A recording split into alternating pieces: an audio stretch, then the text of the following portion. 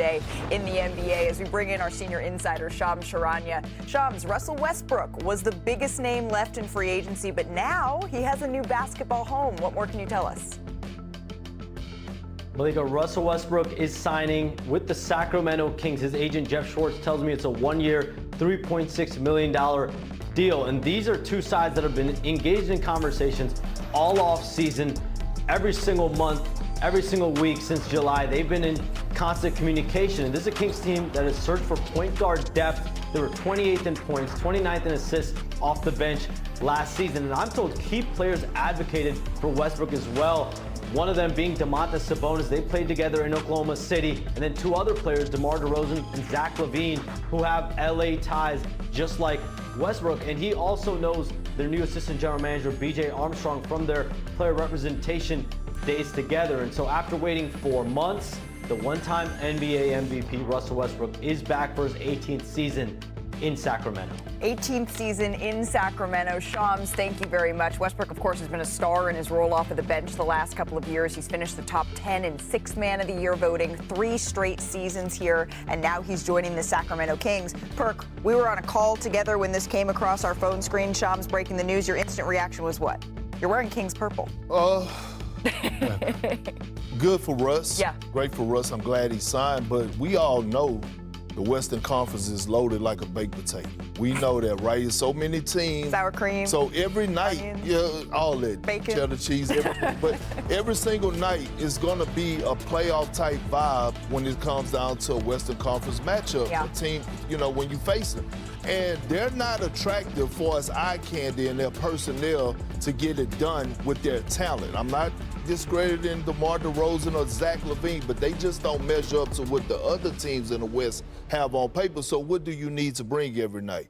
Your energy, right? You got to have the tenacity. You got to play hard because you're going to win some games by just outplaying teams as far as how hard you compete.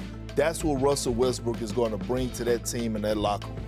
So I'm just going to say that a year ago they had De'Aaron Fox as their starting point guard, and now they're bringing up old stuff. Well, you knew when he starts answering, going, so. And then I don't mean to be Debbie Downer.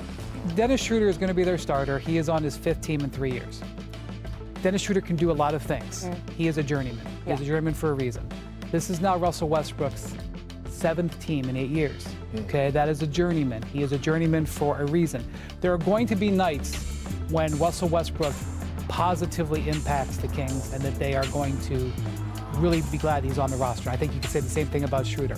And there are going to be nights when you realize why these guys are journeyman point guards. I'm a big fan of Russell Westbrook for sure, and every time when you feel down, you watch highlights of Russell Westbrook, like you know what he do, how capable to do, how easy he to score, how easy like fast. I'm a big fan of him because he have big energy and big experience. I think he can help them. And my experience with the Kings, every time when they start really good to play first and second quarter, they need that energy in third quarter and fourth to close the game. And now when we play with them against with Houston, they lead us 20 points, and after they just like fall down and they lost the game. There was like, I think it's a big name for them and great guy. The human embodiment of Light the Beam. I do have one question for you though, Brian. When I look at this roster, Doug Christie is a defensive-minded coach, and this roster to me doesn't necessarily scream defensive prowess. I know one of their best defensive players, Keegan Murray, just suffered a thumb injury. Out He's for a going to month. miss 4 to 6 weeks. So part of the problem with the Kings is they play in the Western Conference, and you have to play at such a high level to get one of the top spots in that conference.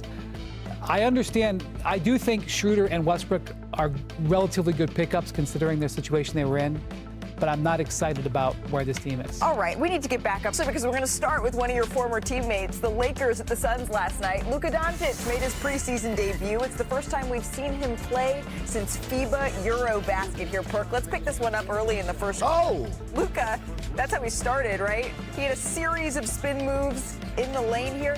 Come on, Malawach did not ask for this. He did. Look at the footwork. And what was that called right there, Wendy? The slippery eel. Yup, look. Yes, it was. Despite what these highlights say, come on, actually, I feel like we need to say this. He did have a good game. All right, so Luka Doncic, he can't get the free throw here, but don't worry, as it's falling out of bounds, somehow he makes this pass, Wendy. Hey, listen, he's been getting ready. New body, new passes. Nick Smith Jr. hits the three. About a minute later here, Perk Doncic dribbles it up, and he hits the wing three. Easy work, easy work. Got him leaning, then just pulled up. Look at the Little stop. lean with it, rock with it later in the second. Luka dribbles up, deep step back, all smiles from Luka here. 12 of his 25 points, and this one came from beyond the arc, going 4 of 8 from three. So the question, Perk, you had going into this one was what? How is DeAndre Ayton going to look? Well, this is him with Doncic here in the first. And I love it.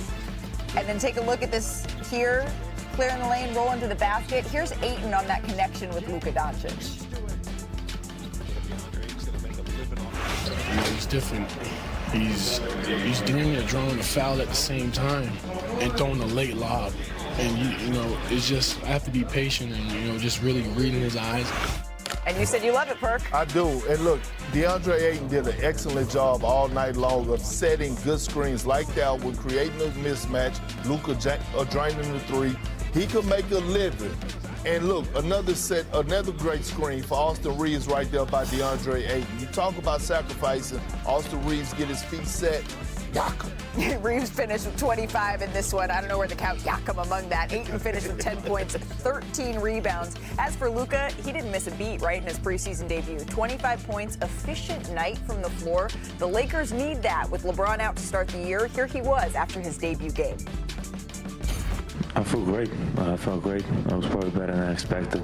You know, those first games are kind of rusty, but I was just very happy to be out there again. We've been having a good preseason.